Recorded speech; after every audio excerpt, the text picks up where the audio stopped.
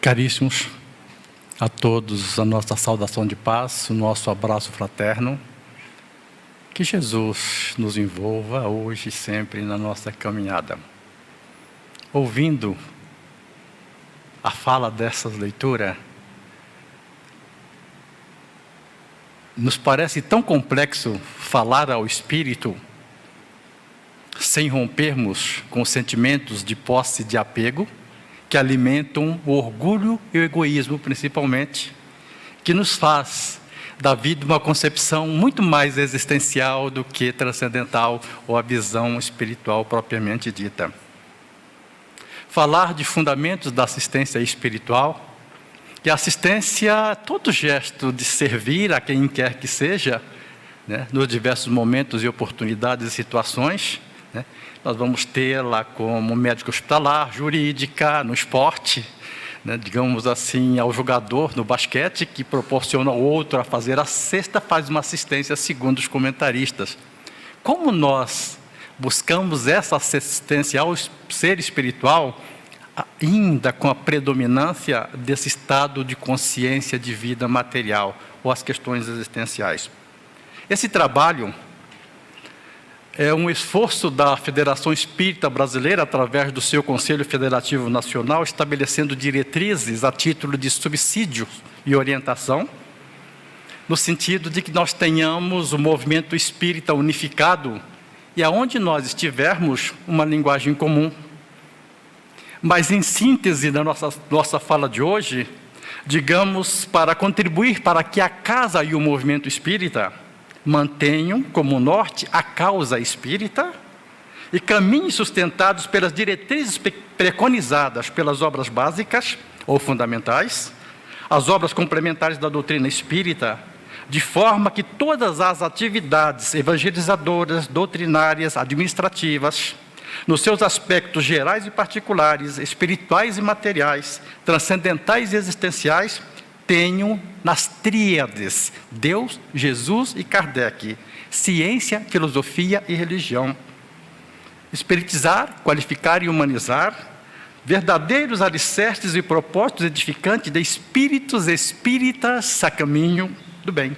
Então, essa obra aqui, que às vezes nós dizemos que seria aquela obra de estar, digamos assim, na cabeceira para a leitura permanente, estabelecendo que seja o movimento espírita com as suas diretrizes, de maneira que nós a entendemos como sendo fundamental para que nós nos tornemos um cristão verdadeiro.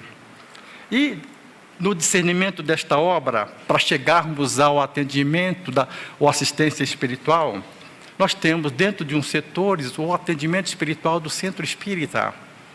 Essa publicação da Federação Espírita Gaúcha, temos a nossa paranaense em apostilas, mas que vai falar dessa assistência espiritual, como é que ela ocorre.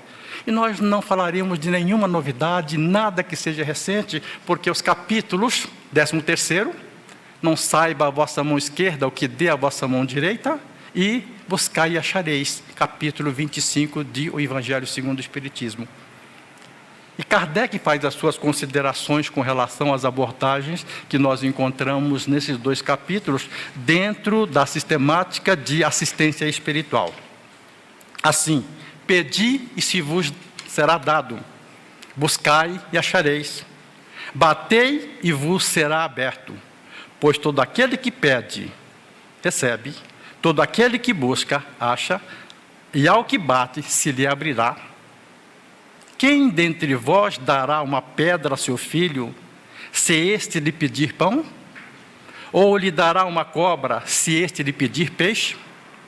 Assim, a assistência espiritual, segundo a orientação espírita, tem como fundamento principal estes ensinamentos de Jesus.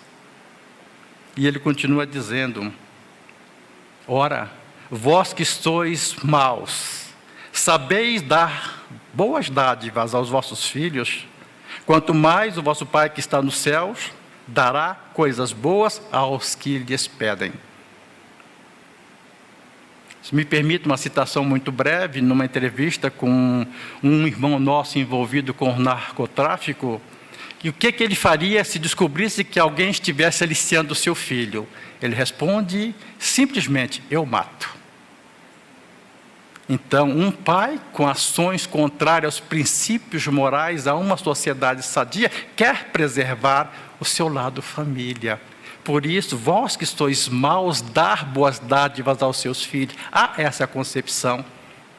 Então, não nesse extremo da citação de exemplo, mas em todas as outras situações que nós vamos trabalhar, se for o caso, não hoje, o capítulo 14 de honrai a vosso pai e a vossa mãe, com todas as diretrizes dos processos educacionais, desse relacionamento de irmãos como os nossos filhos, de irmão como os nossos pais, de irmão como os nossos irmãos, de humanos como seres humanos.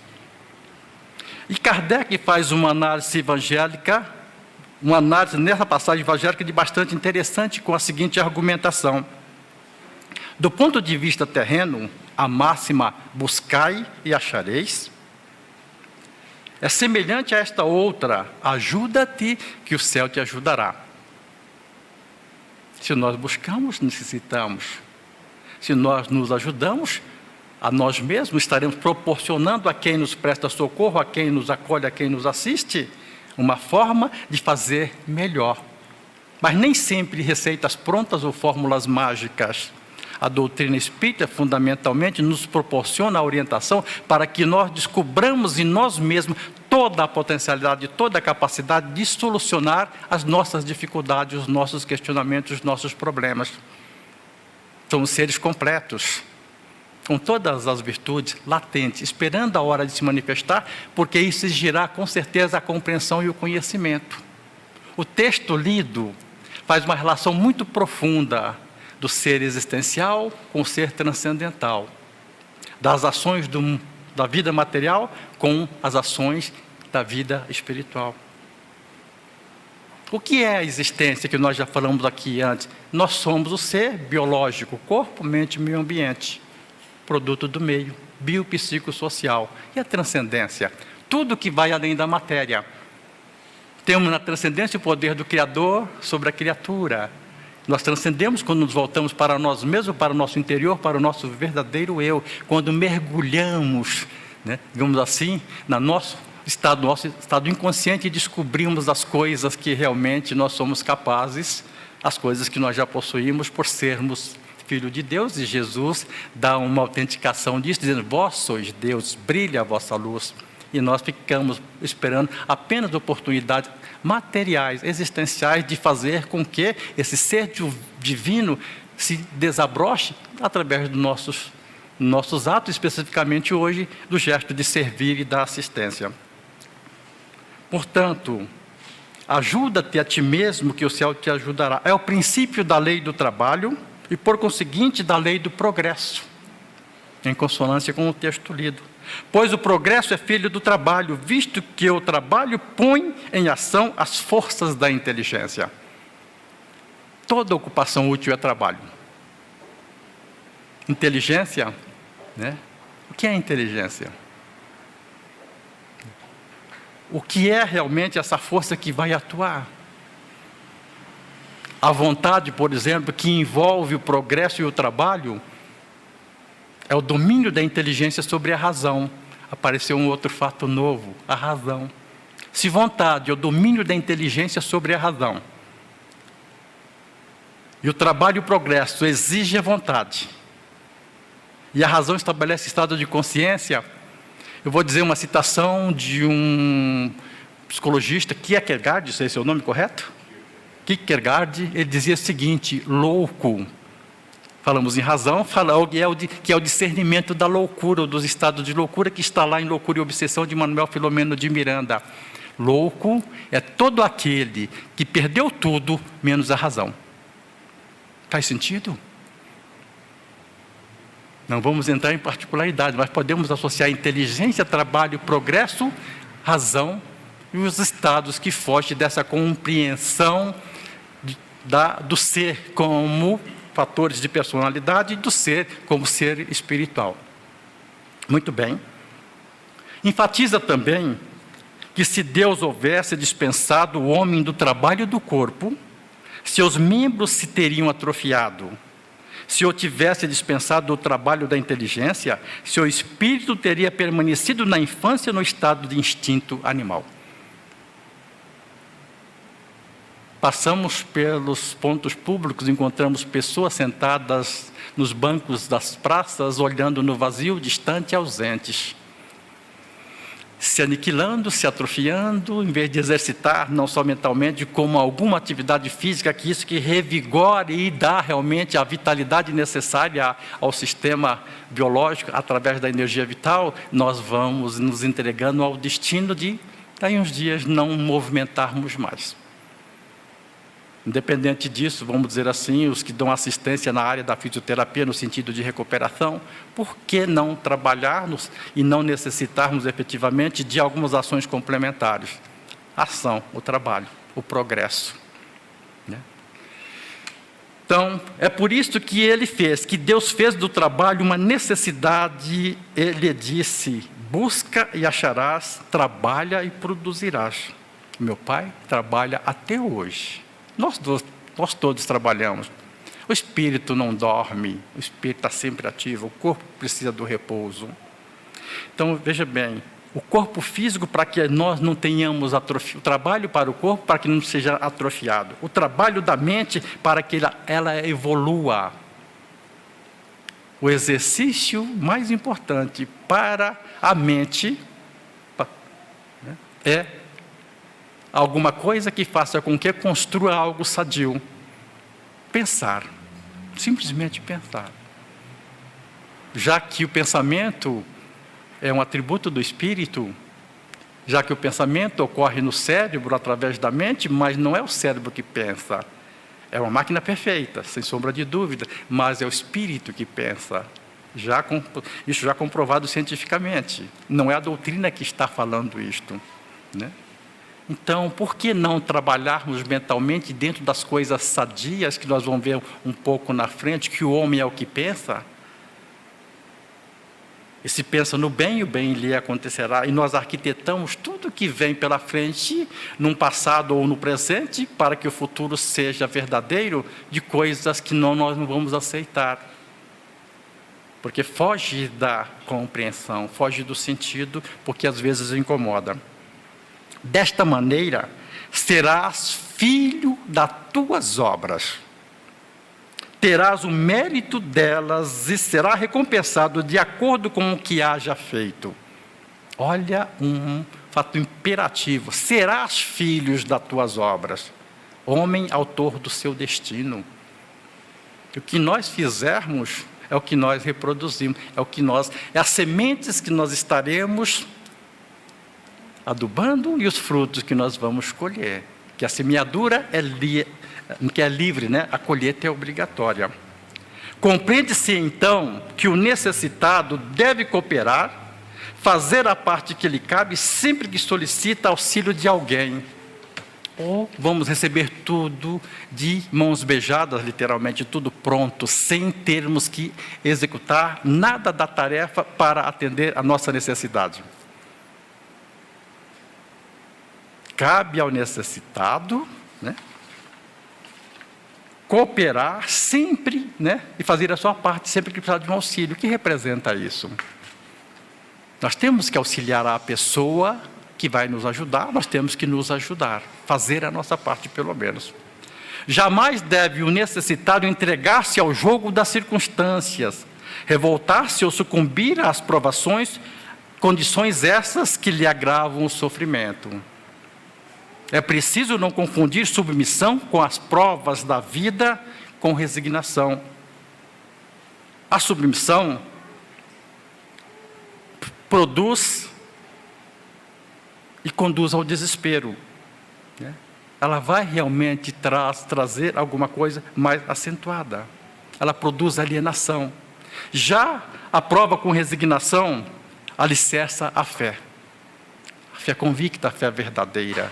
A outra nós colocamos na condição de coitadinho, coitado de mim, né? Com tanta carência, precisando de ajuda, mas nós não nos ajudamos. Já a resignação, baseada na fé, vai fazer com que nós compreendamos o efeito do estado de sofrimento que nós estamos passando, que é temporário, que são experiências, que são aprendizados. Por isso, há inúmeros fatores envolvidos no processo de assistência espiritual, os quais podem ser assim considerados sem nenhuma pretensão de se ter esgotado o assunto. Quer dizer que existem tantos outros, nós vamos abordar 5 ou 6 fatores somente. A assistência espiritual deve favorecer o crescimento individual. Em que sentido? Os espíritos benfeitores esclarecidos jamais estimulam a inércia, a preguiça ou a indolência do seu tutelado. Ou seria o contrário? Nós temos benfeitores nos conduzindo para a acomodação, por faz de conta, do deixa para lá. Não é contigo ou não é comigo? Os espíritos benfeitores não vêm dispensar o homem da lei do trabalho, mas mostrar-lhes as metas que lhe cumpre atingir e o caminho que a ela conduz, dizendo-lhe, anda e chegarás. Eles estão sempre nos estimulando a continuarmos a nossa jornada, as nossas atividades, porque se nós tivéssemos ou viermos ter que desenvolver uma atividade que não faz parte das nossas escolhas, do processo evolutivo, daquilo que precisamos, a justiça divina não seria verdadeira. Deus estaria nos colocando em umas circunstâncias que não representam as nossas necessidades. E Deus sempre atende naquilo que precisamos, nem sempre o que queremos. Nada acontece que não faça parte do processo nosso para a evolução, das nossas escolhas, das nossas capacidades.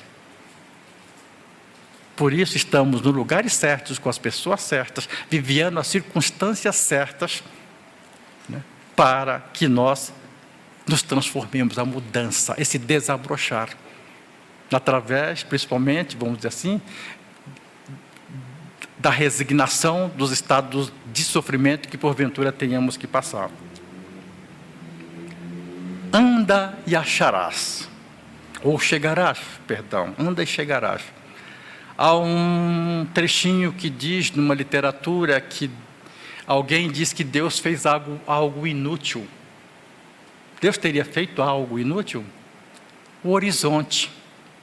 Alguém já tentou encontrar-se com o horizonte?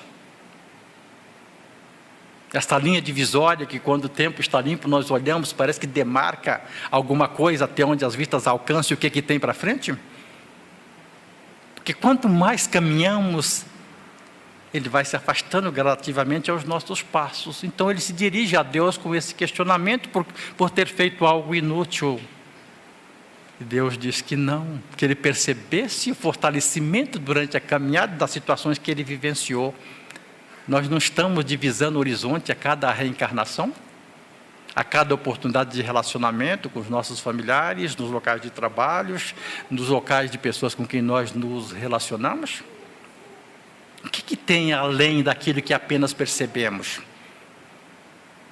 E a viagem mais difícil não é buscar o que está lá, mas buscar o que está dentro de nós. Perceber o interior, fazer este mergulho. Essa talvez seja mais complexa. Saber quem verdadeiramente somos, de onde viemos, porque estamos aqui e para onde vamos.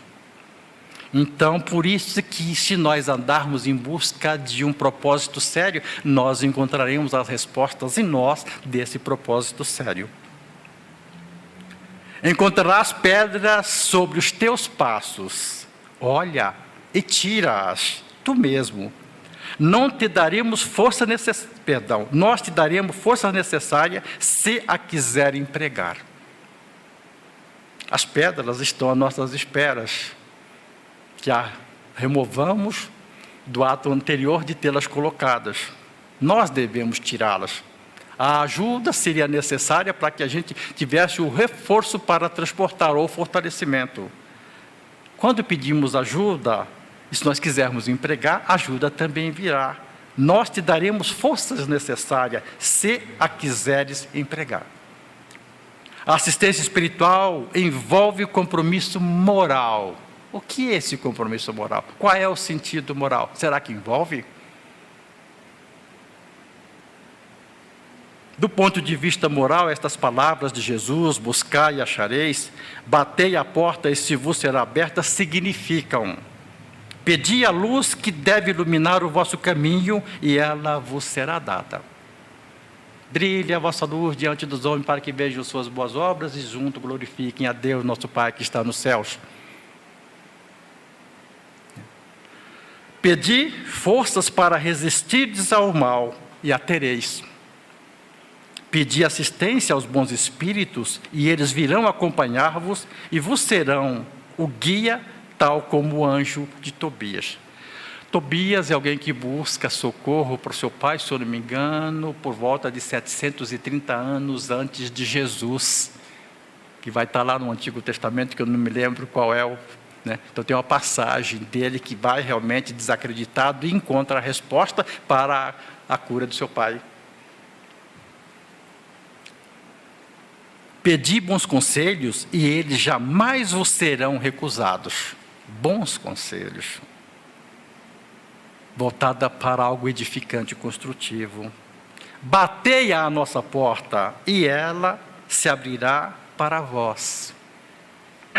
Então, pedir luz, pedir resistência, pedir assistência, pedir conselhos, batei à porta, mas pedi sinceramente, com fé, fervor, confiança. Apresentai-vos com humildade, mas sem arrogância, sem o que sereis abandonados a vossas próprias forças e cairei com o justo castigo do vosso orgulho. Se nós não pedirmos com fé, com fervor, com confiança, se nós não tivermos humildade, se nós manifestarmos arrogância, nós estaremos nos condenando.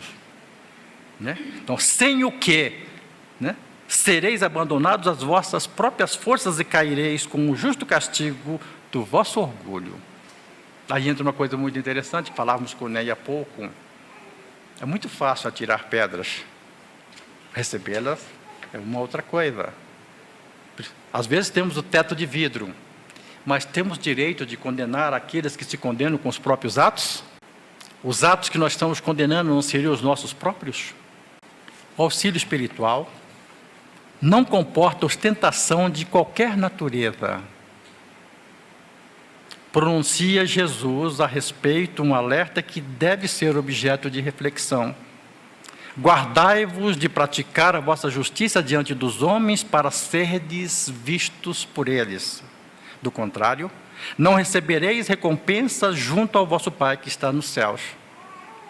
Por isso, quando deres esmola, não te ponhas a trombetear em público como fazem os hipócritas nas sinagogas e nas ruas, com o propósito de serem glorificados pelos homens.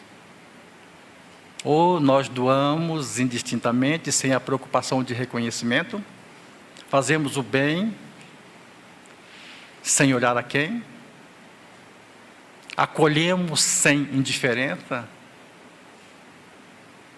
olhamos todos na condição de irmão em estágios específicos do seu processo evolutivo, necessitando passar por algo que lhes são próprios. O que fazemos com as esmolas? O que nós fazemos com as doações? Nós vamos ver um sentido de esmola que é diferente de serviço. Em verdade vos digo, aqueles que praticam da forma como nós comentamos, já receberam a sua recompensa. Tu, porém, quando deres esmola, não saiba a tua mão esquerda o que dá à direita, para que tua esmola fique em segredo, e teu Pai, que tudo vê, te recompensará. Fazer o bem indistintamente. Servir a uma causa maior. Tirar daquilo que se fosse necessário, como obra da viúva, não do supérfluo, para atender em igualdade. E Kardec complementa analisando a questão da seguinte forma: há grande mérito em fazer o bem sem ostentação, ocultar a mão que dá é ainda mais meritório. Constitui sinal incontestável de grande superioridade moral, porque para encarar as coisas do alto, para encarar as coisas do mais alto, do que faz do vulgo, é preciso fazer abstração da vida presente e identificar-se com a vida futura. Olha onde é que Kardec vai mexer. que é o vulgo? O homem popular, o homem comum, a pluralidade das classes sociais, que habitualmente doa em busca da ostentação, do prestígio, do reconhecimento, do enobrecimento, porque está praticando um ato de generosidade. É preciso fazer a abstração da vida presente e identificar-se com a vida futura.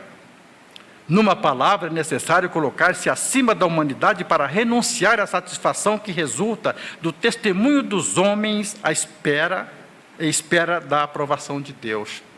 O que é a vida futura? Um dos princípios, a certeza da vida futura. Ou seja, a vida, embora não há uma outra vida, sim a mesma em processos de continuidade, em outros estágios, a vida continua. Hoje nós servimos, amanhã para sermos servidos. Ontem nós fomos servidos, hoje estamos prontos para servir. E as oportunidades vão sempre apresentando no sentido de autenticar as nossas conquistas. Porque uma das dificuldades que nós temos habitualmente é aquilo que já foi dito, é romper com um sentimento de posse e de apego daquilo que nós chamamos de bens em vez de recursos. E por mais que a gente queira, digamos assim, romper com o efeito do orgulho e do egoísmo, ele tem as suas pinçadas em alguns momentos, quando nós temos que abrir a mão de algo que nem sempre é tão necessário. Porque nós falamos, dá-nos o pão de cada dia. O que é ter esse pão de cada dia, como alimento físico e alimento espiritual? O que é compreender a posse do necessário? Então, estar acima da humanidade para renunciar à satisfação que resulta dos testemunhos dos homens. Não precisamos provar a ninguém, senão a nós mesmos, o testemunho autêntico, pessoal, de quem nós somos, da nossa evolução, das nossas conquistas, e como nós devemos fazer para servir. E aquele que bate a nossa porta, ele bate na porta certa, porque sempre bate aonde tem alguma coisa a oferecer. Nesse sentido, não há um único, tão desprovido de recursos que não possa oferecer alguma coisa. E a contrapartida, aquele que tenha todos os recursos que não possa receber alguma coisa. Para o Espírito não há limites.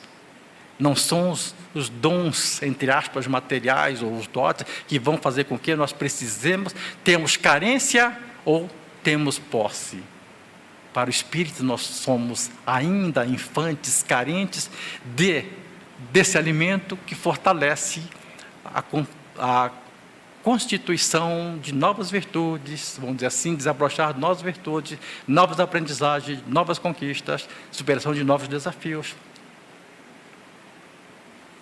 Aquele que prefere, ele continua dizendo aqui, né? Aquele que prefere o sufrágio dos homens ao sufrágio divino, ou seja, aquela questão do apoio, da adesão dos homens, em vez de buscarmos isso em Deus, e que dá mais valor à vida presente que à vida futura, ou mesmo não crê na vida futura. Às vezes, assim, nós damos mais valor à vida presente e não na vida futura, ou não acreditamos na vida futura. Porque o que nós precisamos é o reconhecimento dos homens. Os homens são passageiros, nós somos passageiros. A personalidade é passageira. Essa distinção do ser espiritual que somos, individualizado e imortal, centelha divina, numa relação corporal, é que nós temos dificuldade. Se diz o contrário, realmente, né, fala, age como se não acreditasse do que diz. Muitas vezes nós falamos e não fazemos. Pregamos uma mensagem, mas não somos exemplo. Né? Cobramos uma situação, né, que nós realmente não temos a verdadeira prática. Né? Não nos conduzimos, falamos uma coisa agora, outra depois. Assim, o legítimo amparo espiritual não guarda retribuição. Na parte anterior, nós vimos que o amparo espiritual, ele não precisa de ostentação, agora não precisa de retribuição. Quantos há que só dão na expectativa de que aquele que recebe irá bradar por toda parte, o benefício recebido. Jesus, quando cura um dos que o procura, disse que se recolhesse e não divulgasse, não bradasse. Primeiro que ele faz? Contando as bênçãos que recebeu. E nós gostamos muito de enaltecer as virtudes e as conquistas que temos e ocultar os defeitos, as imperfeições, principalmente se forem dos nossos mais queridos, mais próximos. O que nós devemos doar neste momento? O que nós temos que ninguém tira quando apropriamos da transformação da condição moral? Então, por isso que uns vão bradar, uns pedem para que sejam reconhecidos, outros não. Alguns publicamente dariam grandes somas, mas não dariam uma única moeda sem que isso fosse revelado. Foi por isso que Jesus declarou: os que fazem o bem com ostentação já receberam a sua recompensa. A ostentação é o prêmio, nós já ganhamos na terra e nos céus. Quais são as obras que nós vamos ter que prestar contas? Da Revista Espírita, uma das 12 das obras de Kardec, diz que tem um livro da vida. Livro esse que consta os nossos feitos, como se fosse um diário. Santo Agostinho, se eu não me engano, na questão 919, nos convida a passarmos em revista a nossa consciência diariamente. Lá na 918 do Livro dos Espíritos, trabalha com os caracteres do homem de bem. Vamos ler isso com bastante carinho, olhar quem é esse homem de bem, quais são esses caracteres, como que Santo Agostinho fazia ou passava em revista a sua consciência diariamente com relação às suas atitudes e o próximo. O que é realmente servir desinteressadamente, sem necessitar se projetar, sem fazer uma coisa e a outra mão não ter a mínima sensação de querer ser percebida, mas juntas, a gente pode ajudar, construir melhor. Assim, a assistência espiritual não impõe condições de auxílio. Qual será então a recompensa daquele que faz pesar os seus benefícios sobre aqueles que recebe? Viu, estou te dando, mas que seja a última vez, não peça mais. Aqueles que impõem, de certo modo, testemunhos de reconhecimento, vai dizer que foi eu que fiz. Ou aqueles que fazem sentir a sua posição exaltando os preços dos sacrifícios a que se impõem para beneficiá-lo. Não há necessidade disto. Então não há uma retribuição, não há uma paga. A retribuição é um estado de consciência que às vezes é o nosso gênero de prova de acolher, de socorrer, de dar assistência, de ajudar desinteressadamente, indistintamente. O bem que praticou não resulta em nenhum proveito para ele, pois que o deplora. Ou seja, todo aquele que faz essa situação, que faz pesar os seus benefícios, que impõe um modo de receber, que faz sentir a sua posição, não, isso aí vai deplorar o estado do benefício. E todo benefício deplorado é moeda falsa, sem valor. Esse sentido de deplorar significa que aquele torna-se detestável. Alguém que recebe, mas em vez de manifestar gratidão, machuca.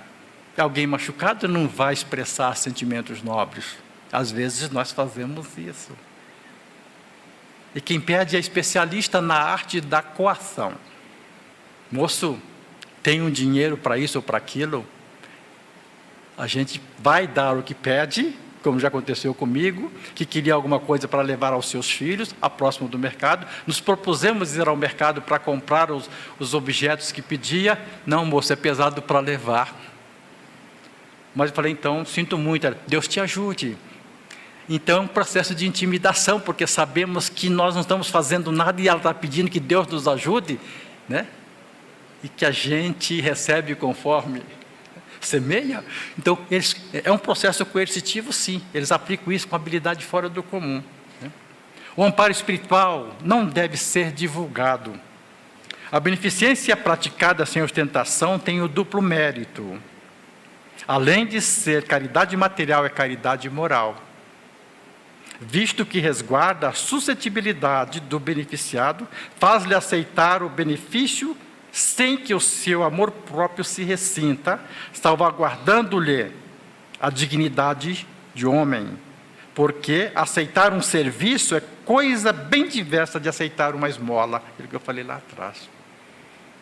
É um serviço ou uma esmola? Quando nós atendemos alguém do plano assistencial dentro do aspecto moral, nós estamos prestando um serviço de caridade, de acolhimento, de assistência. Não é uma esmola.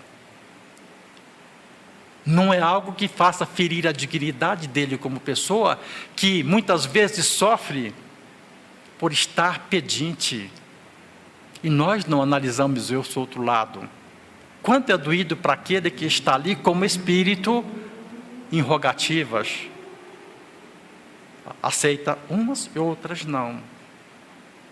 Por uma questão de crescimento, de evolução, tendo que passar por aquele gênero de prova. Não é castigo de Deus, são as suas escolhas.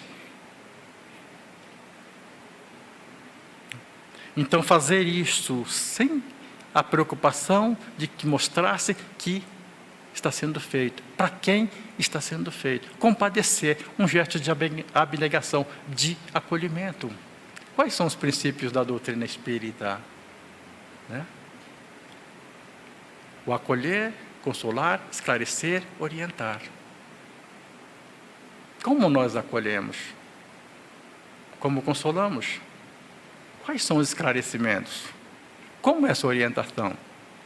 O Espiritismo não faz milagres.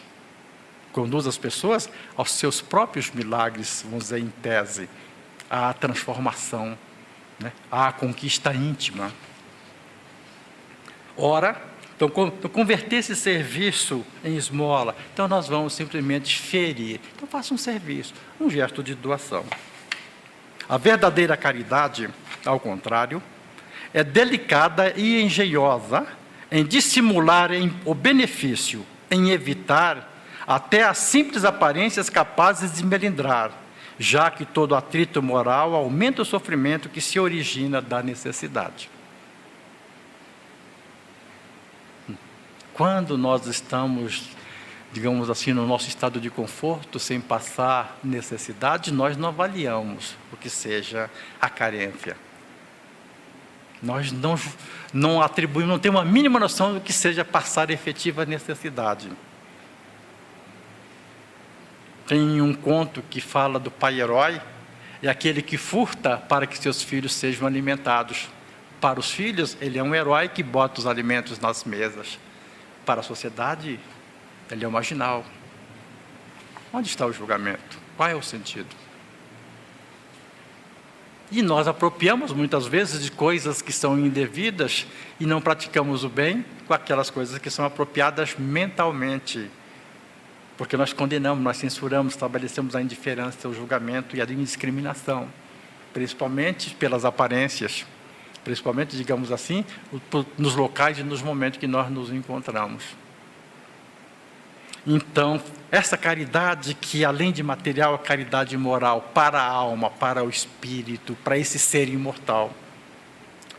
A caridade, a verdadeira caridade, sabe encontrar em brandas palavras, né, e afáveis, que colocam o beneficiado à vontade sem a presença do benfeitor, né, ao passo que a caridade orgulhosa esmaga. Às vezes nós praticamos a caridade orgulhosa pela ostentação para mostrar que nós podemos. Não precisa ser público, mas mesmo sozinho. A verdadeira generosidade torna-se sublime quando o benfeitor, invertendo os papéis, acha meio de figurar como beneficiado diante daquele que lhe presta o serviço. Nós estamos servindo ou sendo servidos? Ou, quando nós acolhemos, nós que estamos sendo acolhidos. Quando esclarecemos, esclarecimento é para nós. Quando orientamos, a orientação é para nós. Que nós vivemos a única condição de seres espirituais integrados, todos irmãos. Independente de fazermos parte da família espiritual ou não, mas irmãos. Se nós hoje tivéssemos condições, como algumas obras dizem, de saber a situação de Hitler, O melhor que nós poderíamos oferecer, se formos suas vítimas, doante o perdão. A reparação cabe a Ele, e a condenação não a nós. E todos aqueles que praticam atos contrários a esses princípios morais da sociedade, da justiça humana, mas enquadrados na justiça divina, que são nossos estados de consciência, quando a menor falta, por menor que seja, não está isenta do nosso tribunal, do julgamento e do juiz, que somos nós mesmos. Deus não nos condena. Então, essa verdadeira generosidade de ser beneficiado quando pratica o benefício, assistido quando dá assistência. Eis o que significam estas palavras: não saiba a mão esquerda o que dá a direita. Tudo isso que nós falamos, mais um pouco, que se encontra lá nos capítulos 13º, não saiba a vossa mão esquerda o que dê a vossa mão direita, e o capítulo 25, buscai e achareis. Então, assim nós vimos que a assistência espiritual deve favorecer o crescimento individual, ela deve envolver compromissos morais, que o auxílio espiritual não comporta ostentação de qualquer natureza, que o legítimo amparo espiritual não guarda retribuição, que a assistência espiritual não impõe condições de auxílio, que o amparo espiritual não deve ser divulgado.